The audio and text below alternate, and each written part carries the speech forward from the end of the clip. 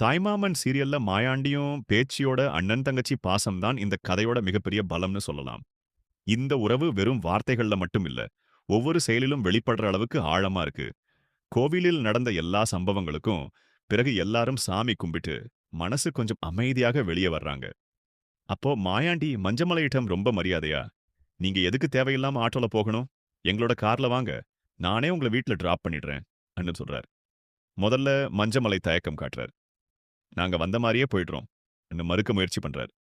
ஆனா பேச்சு, "அண்ணன் இவ்வளவு அன்பா கூப்பிடுறாரே, பேசாம போயிடலாமே" ன்னு சொன்னதும் சூழ்நிலை மாறிடுது. எல்லாரும் ஒரே கார்ல கிளம்புறாங்க. அந்த பயணத்துல பேசுற ஒவ்வொரு வார்த்தையும் 2 குடும்பத்துக்குள்ள இருந்த தூரத்தை கொஞ்சம் கொஞ்சமா குறைக்க ஆரம்பிக்குது. மாயாண்டியோட அன்பு எந்த விதத்திலும் நடிப்பா தெரியல. மனசார வந்த பாசம்னு மஞ்சமலைக்கே உணர ஆரம்பிக்குது. வீட்டுக்கு வந்ததும் பூங்கொடி வெளியே கிளம்ப தயாராகிறத பார்த்த மாயாண்டி, "நாளைக்கு காலையில கல்யாணம் இருக்கும்போது இப்போ எங்க கிளம்புற?" ன்னு கேக்குறாரு. பூங்கொடி அமைதியா, "அம்மா, அப்பா வீட்டுல என்னோட சில பொருட்கள் இருக்கு. கல்யாணத்துக்கு தேவைப்படுறதெல்லாம் எடுத்துட்டு வரணும்னு சொல்றாள்." அதைக் கேட்ட மாயாண்டி, "நீ தனியா போக வேண்டாம். ஊர்ல யாராவது ஏதாவது பேசிடுவாங்க. அழகர கூட்டிட்டு போ" அன்று உடனே முடிவு செய்றாரு. அழகரை அழைத்து, "நீயே பூங்கொடிய கூட்டிட்டு போயிட்டு வா" ன்னு சொல்றாரு. வெளிப்படையா சிரிச்சாலும் உள்ளுக்குள்ள அழகர் வேற மாதிரி யோசிக்கிறாரு. என்னதான் இவங்க மனசுல இருக்கு?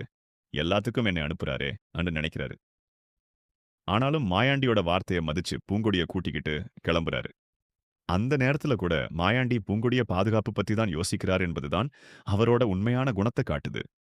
அதே நேரம் மஞ்சமலை அமைதியா உட்கார்ந்து கோவில்ல நடந்த சம்பவங்களை எல்லாம் நினைச்சு பார்க்கிறாரு. சாமி சொன்ன ஒவ்வொரு வார்த்தையும் காதுல ஒலிக்குது. மாயாண்டி மேல எந்த தப்பும் இல்லைன்னு சாமியே சொல்ற மாரி இருந்ததே.